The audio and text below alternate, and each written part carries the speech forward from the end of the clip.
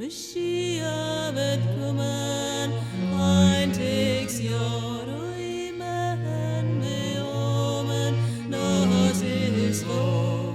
Mashiach wird kommen, eintagsjahr. Schniedele Perle, gilderne von Mashiach wird kommen, sitzt einem an, alten Becher.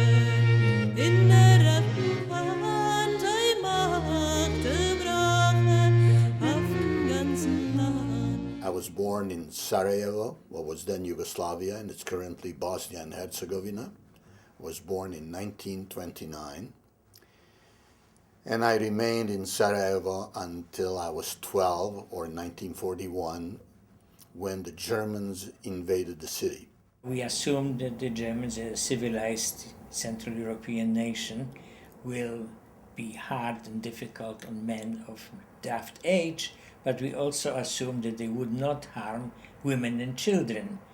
And we were naive because we never expected the kind of damage that the Germans could do during the occupation. It was extremely difficult, very difficult to survive. I had to sit in a closet every day because the Germans would break the door actually and get in. But in 1945 we were free.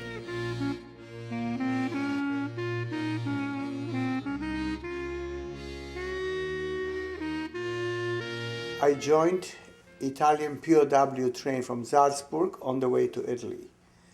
And we were not asked for any tickets, we were not asked for any passports, we had no documents whatsoever. We arrived in Bolzano. From Bolzano I went to Modena, from Modena to Bologna, and from Bologna finally to Rome, Cinecittà. Unfortunately, a few days later we were notified that we're going to be on a train again on the way to southern Italy. We remained in Switzerland until August of 1945, and then returned to Italy, initially to Parma. In Parma, we found out that some of our relatives, who were also in Italy, were staying in Santa Maria al Bagno, which was at that time administered by UNRWA, the United Nations Relief and Rehabilitation Administration.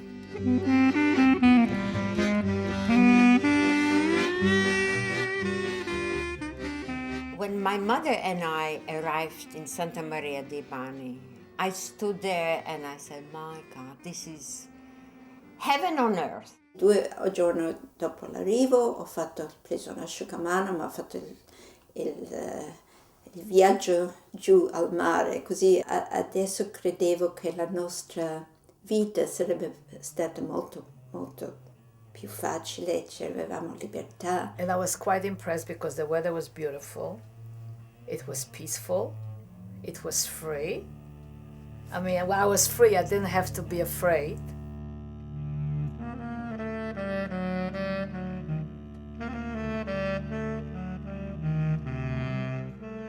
As soon as we arrived, they assigned us to a housing. And I was assigned a whole house, to 5 young men. We were all about 19, 20 years old. That was so wonderful.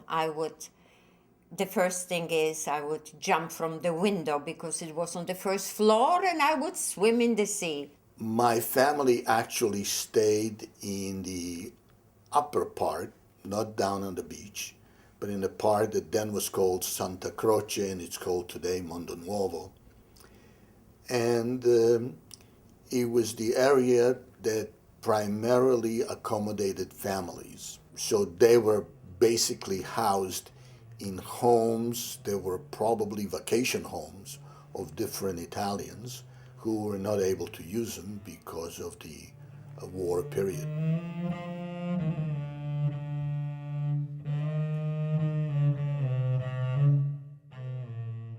Quando sono arrivata a Santa Croce, Santa Maria, mia madre mi ha scritto c'era la scuola nel campo a Santa Croce to be preciso.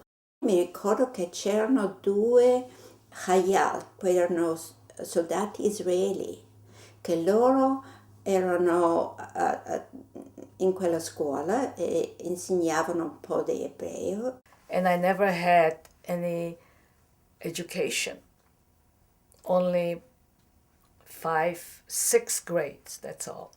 So that's why my parents used to teach me. They taught me German and history and whatever they could. The school was basically taught by various people from the camp. Were teaching mathematics and history and geography, and lots of books were being provided to them.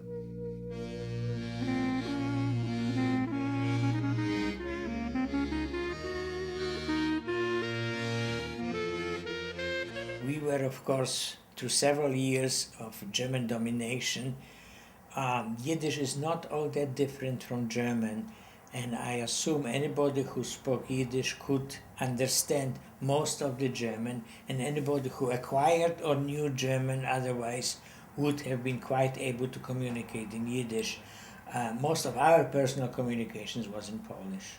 Between Santa Maria and Santa Croce, there were different groups of people, and you could almost say that they were different communities. Polish people spoke Polish among them, and probably spoke Yiddish among themselves and with other Jewish people that came from Eastern Europe. We spoke primarily Serbo-Croatian. Our group that came from Mauthausen and Ebensee, we were the first 100 that arrived there. But then the transfers were arriving, and people were from various parts of Europe. People from Germany, people from Yugoslavia, from Poland, Czechoslovakia, Romania, you name it.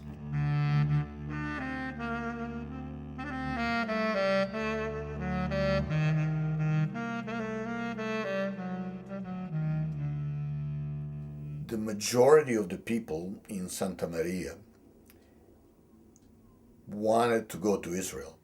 We began to lose some people from these kibbutzim or from Santa Maria, and we were advised that were sent towards Palestine, and they would call it at that time, I remember, they used the Hebrew name Aliyah Beth. It was my belief that it was the soldiers of the British army, of the Jewish brigade, who were mostly arranging this kind of transportation, let's say, from the camp to wherever the boats might have docked.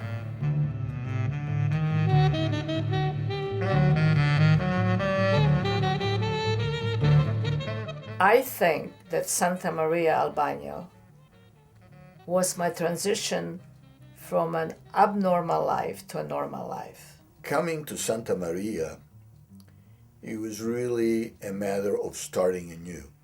It was the beginning of something I never dreamed of, that something like that would happen, that would affect me in such a good way.